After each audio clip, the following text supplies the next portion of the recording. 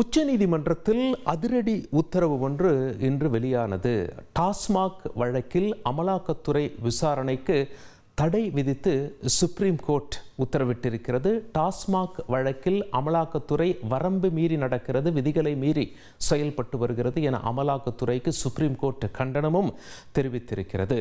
தமிழக அரசின் மது விற்பனை நிறுவனமான டாஸ்மாக் நிறுவனத்தில் பல்வேறு முறைகேடுகள் நடந்ததாக புகார் வந்திருப்பதாக அமலாக்கத்துறை அறிவித்திருந்தது. இதனுடைய பின்னணியை பார்த்துருவோம். அதன் அடிப்படையில் அமலாக்கத்துறை அதிகாரிகள் சென்னை எக்மோரில் உள்ள டாஸ்மாக் தலைமை அலுவலகத்தில் கடந்த மார்ச் மாதம் அதிரடி சோதனை நடத்தினார்கள்.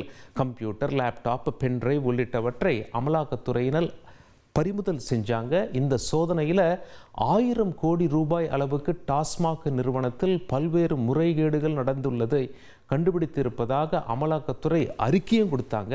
முதல்ல அந்த சோதனை நடைபெற்ற அந்த மார்ச் மாதம் நடைபெற்ற காட்சிகளை பார்த்து விடுவோம்.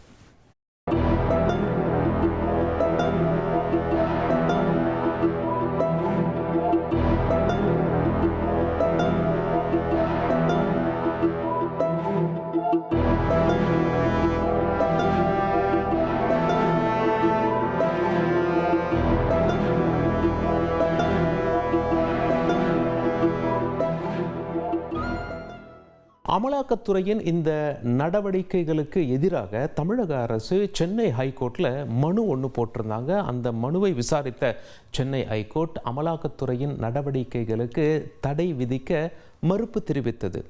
டாஸ்மாகுடைய மேலாண் இயக்குனர் மற்றும் சினிமா தயாரிப்பாளர் வீட்டிலும், அந்த சினிமா தயாரிப்பாளர் என்று சொல்லும் பொழுது திரு ஆகாஷ் பாஸ்கரன் அவருடைய வீட்டிலும் சோதனைகள் நடைபெற்றது. அந்த காட்சிகளையும் பார்த்து விடுவோம்.